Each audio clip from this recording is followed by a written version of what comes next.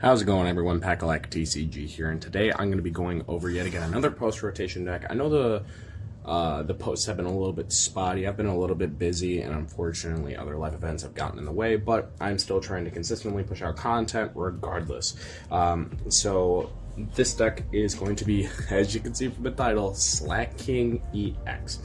Now, I came to the conclusion one of the days that moving forward, Slaking EX is probably one of the strongest cards going into post-rotation. It doesn't really have a relevant weakness. It's a really good way around Milotic and Cornerstone. And if you build it right, even as a tech card, it can be an extremely strong card. But today, this deck is more focused on it actually being its own archetype. So, starting out with the list, we do play 4 copies of Slakoth from PAL Evolve. This one's not so much relevant. I feel like there are 2 different ones. I don't remember if the other one's 60 HP and this one's 70 HP, but that just made sense to me. 2 Surging Sparks Vigoroth, and then 2 Slaking EX. Slaking EX obviously has that ability which always neuters Slaking in some capacity, where if your opponent doesn't have a Pokemon EX or a V in play, this Pokemon cannot attack. So yes, your opponent can play around this card, which everybody knows I hate cards like this. It's one of the reasons why Incineroar I have hated for a very, very, very long time, even though there was a lot of hype behind the card. But seeing how the format is predominantly EXs moving forward, Vs do rotate, so it kind of removes a factor of that being there. Slaking does actually hit a lot of the EXs for numbers, especially with stuff like Max Belt and Munkidori damage, because the attack Great Swing does 280 damage for 2 colorless, and then you discard an energy. We will talk about that after effect and how you kind of compensate for that. But moving forward in a consistency, you play 2 copies of Fan Rotom, because it literally grabs, I believe, like 80% of everything in the deck, basic Pokemon wise. So we run 2, 1, 2 Pidgeot. It's just a really good consistency card, and I really would not like to play the deck without it. Play a copy of Munkidori. I've thought about going to 2 just for Dragapult, because against Dragapult, what they can do is they can just physically not evolve until they get to a point to where they can just start hitting you and spreading. Double Munkidori kind of guarantees that they can't get that pop-off turn. I just really don't know where the cut is, but you could argue it is Mime Jr. So Mime Jr. is a very interesting card, to say the least. No attack cost, no retreat, mimed games. Your opponent chooses an attack from one of their Pokemon in play and use it as its attack. So I know a bunch of you are probably like, this card is awful, I am turning off the video right now. Hold on, hear me out. So if your opponent is playing Stall, the only thing that they can play against you is a Cornerstone Ogerpon. Cornerstone stops Slaking. Of course, Mimikyu can, but you got Fan Rotom to stop that. Milotic can't because they get just one shot by Slaking. Vigoroth also gets one shot by Slaking. The only thing that you have a problem with is Cornerstone, because every attacker in your deck, unfortunately, has an ability. So if they go lone Cornerstone or even double Cornerstone, one thing you could do is throw up Pidgeot EX, have them hit into it, Munkidori 30 damage, put down Mime Jr., because that is the only attacker they have, is double or single Cornerstone, and then Maximum Belt, and that knocks them out, which is a really, really cool, sneaky play people don't see. And yes, I ran through so many options before putting this stupid card in the deck, and this legitimately was one of the best ways to counter Cornerstone.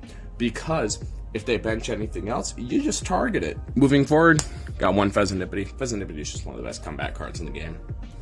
For consistency, 4 copies of Arven. Oh god. 2 copies of Boss to get around Pokemon. 2 copies of Crispin to load up Slaking. It's just the best way to get 2 energies on board in general. I almost wanted to play 3 and 3 on Arven, but for Arven, it's just extremely consistent. 2 copies of Iono consistency, along with 2 copies of Professor's Research, because I felt like when I was playing 3 to 4 Iono, I really wasn't seeing a lot, and I really hated seeing that card late game. So 2 Research, 2 Iono seemed like a perfect fit. Moving into items, 4 copies of Buddy Poffin, 4 copies of Ultra Ball, 3 copies of Rare Candy SVI, because yes, you can search everything evolution-wise outside of the EXs through Fan Rotom. So that's just having Rare Candy allows you to cheat out Pidgeot faster and being able to cheat out a Slaking if your opponent uses Torrential Pump on a Water Ogerpon. Sounds like I'm getting sick. Oh my god. 2 copies of TM Evolution just to get everything going. 2 copies of Night Stretcher to pick up energies and Pokemon that have been knocked out. 2 copies of Powerglass. Powerglass is a very powerful tool card in this deck, because at the end of each of your turns, you may take a basic energy from your discard pile and attach it to the Pokemon that this card is attached to in the active spot. So that means great swing. When you discard that energy, it just immediately gets bounced back on with the Powerglass, which is really good, seeing how you need to be able to chain it in order to even consistently get attacks. 1 copy of Counter Catcher. Counter Catcher's broken, should be in every deck. 1 copy of Earthen Vessel, just so you're able to search out energy when you need it. Off of Arven and TM Evo, especially. If you play Arven, you need to play TM Evo Vessel. Or if you play Arven Evolution, you need to at least play Vessel or Energy Search. In this case, I want Vessel because I'm able to also use that second energy going into the next turn to attach to Munkidori.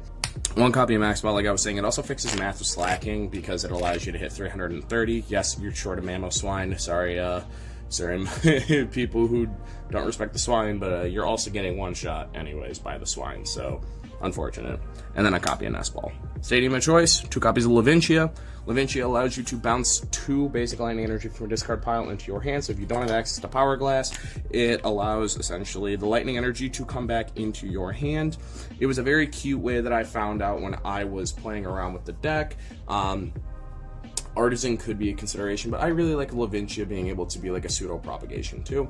And then we play 4 dark, 3 lightning, play more dark because of Munkidori, and that allows you to have 6 more successful Crispins than not, because I did test out Boomerang Energy. For those who don't know, Boomerang Energy is an energy where if it's discarded by an effect of your attack, you can immediately attach it back onto the Pokemon. Boomerang felt fine. I just would prefer the consistency of Crispin, and it was so niche. When I'd hit it, it would really be in spots where I didn't want to hit it, and I was playing it as a 2-of. I would miss having basic energy to Crispin. It would really be an attached TM Evo target when I would hit it, which sucked. Powerglass was just a lot better in general, because that one would always be a consistent bounce back, even if Tool Jammer's in play. I mean, not Tool Jammer. Is this 2020?